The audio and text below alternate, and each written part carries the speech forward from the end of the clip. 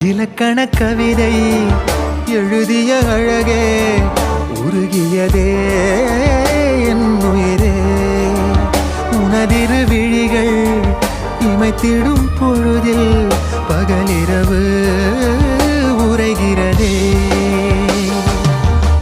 இதயம் கேட்குதே என் காற்றாக கனவாக கை வீசும் காதல் இவள் யாரோ